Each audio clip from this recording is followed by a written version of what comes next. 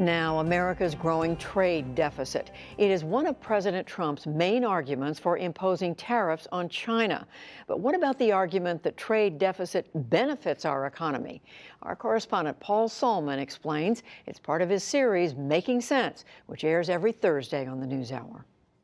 So all we're doing is imposing tariffs to recover the $50 billion a year in damages they inflict upon this country by engaging in these practices. That was Peter Navarro, President Trump's economic advisor, insisting to Judy Woodruff recently that the threat of tariffs, taxes on Chinese imports, is meant to discourage China from cheating on trade by subsidizing their companies, for example, stealing our intellectual property. The point is, if they were to knuckle under and stop cheating, China's products should be pricier and our economy should grow, says Navarro. How? All right, Paul, the growth of any nation is simply four things. It's the growth of... It's been more than a year and a half since Navarro first tried to walk you and me through the economic logic. But economists keep berating us for never giving the mainstream rebuttal. So here's a reprise, hoping Navarro won't mind my stealing what you might call his intellectual property. GDP is the total size of the economy in a given year. By definition, that has to equal C for that year's consumption, what we citizens spent here in the U.S., G for what our government spent here, I for total investment in America, and finally, X minus M. X for what foreigners pay us for our exports, minus M what we pay them for what we import from them. The bigger the total, the bigger the annual economy, or GDP. But the economy will shrink if there is a trade deficit. More imports than exports, more M than X. So here's the big idea. Tax the imports with tariffs, and they'll become more expensive compared to homegrown products. Then more of us should buy American. That would mean more U.S. jobs. The trade deficit would shrivel. The economy would thrive. Doesn't sound crazy. And yet many economists, if not most, would agree instead with the doctrine of trade deficits argued so forcibly by, for example, conservative economist Milton Friedman.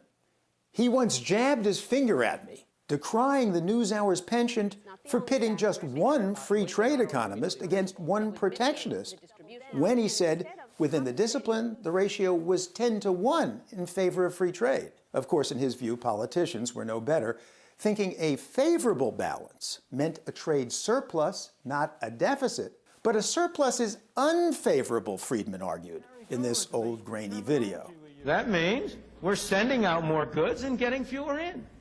Each of you in your private household would know better than that.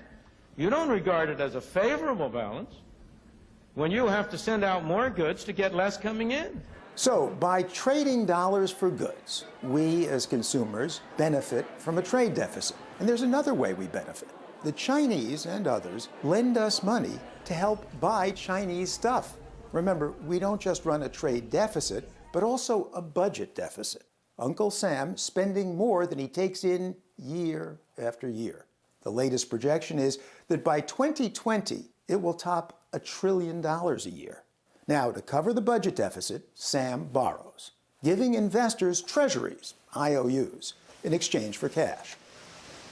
But since American investors don't save enough to buy all the treasuries, or don't want to buy them, foreigners do much of the lending, to the point that they now own about a third of our $21 trillion cumulative debt. China has been the main buyer of late. So when we run a trade deficit with China, they accumulate dollars. They don't just stuff them under the mattress, they lend them back to us in exchange for our treasuries. And that's the second reason a trade deficit benefits us. Chinese dollars help keep our taxes down so we can keep consuming on credit, consuming, among other things, Chinese goods. For the PBS NewsHour, Making Sense correspondent Paul Solman.